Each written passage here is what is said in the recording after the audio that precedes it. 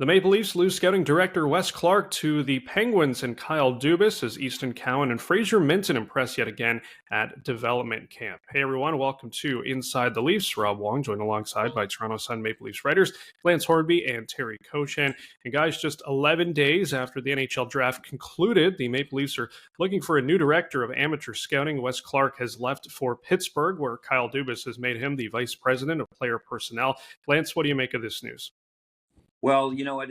The thing is, I guess with players, certainly they're going to miss Wes Clark. His work speaks for itself the last few years.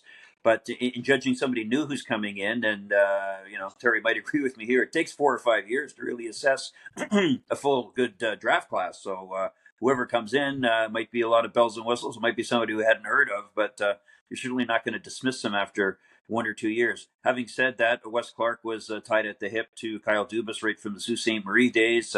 Certainly found some diamonds in the rough, and you had the work that they did that we're probably going to talk about a little later, but was right there at development camp with Cowan, Minten, players like that, and it is going to be a tough one to fill. You hear it was interesting.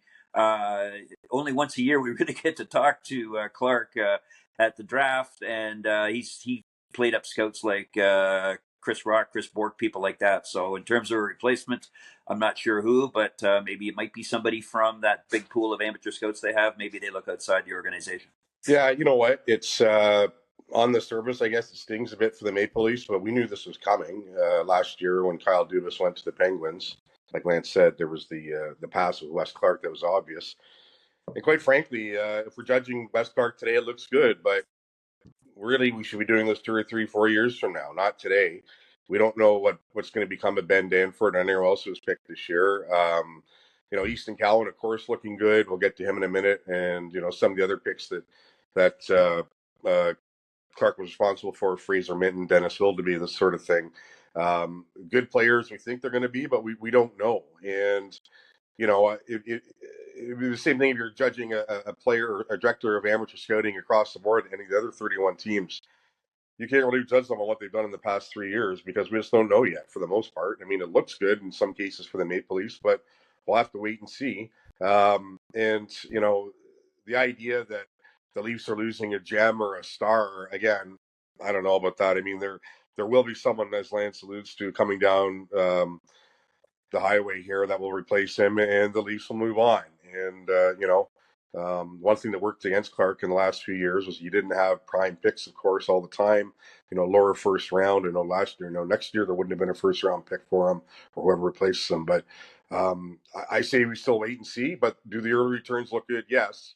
But let's wait for some of these guys to get to the NHL and really make an impact before we judge what Wes Clark did as director of amateur scouting for the Maple Leafs.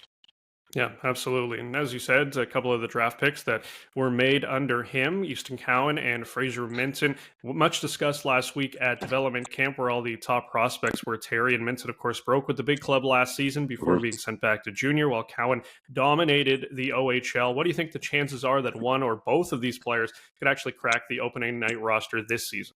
Well, if I'm Easton Cowan and I'm looking at the left wing side in the Leafs depth chart, I'm licking my chops a bit because I think there's a spot to be had there. And excuse me, assuming that's where he'll wind up playing in the National Hockey League, we saw what he could do.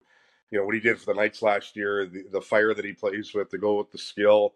It's a good combination. And I think he's going to be a really good NHL player for them. Is it going to be this season? I think, like I said, the potential is there for sure because, Knies, McMahon, Holmberg, Dewar, Nick Robertson will likely still factor in there somewhere too if the trade doesn't happen. But if I'm Cowan, I got to be excited about it. And then as far as Fraser Minten goes, he had the look last year.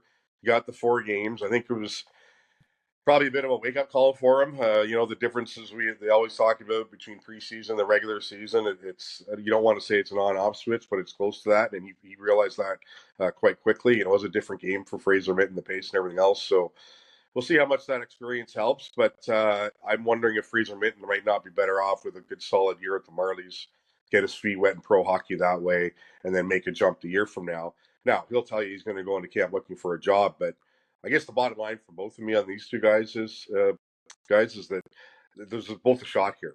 There's no doubt for both of them. probably a bit more for Cowan.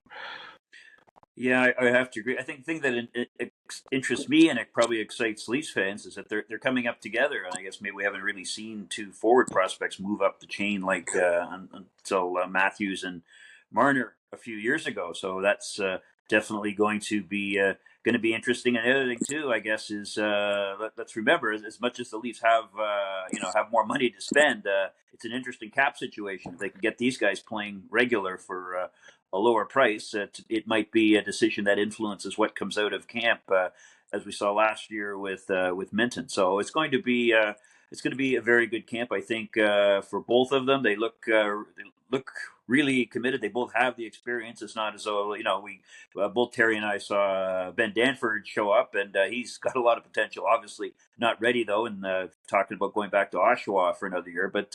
These guys have now been through, it'll be 2 development camps, I think. This will be their second Leaf camp.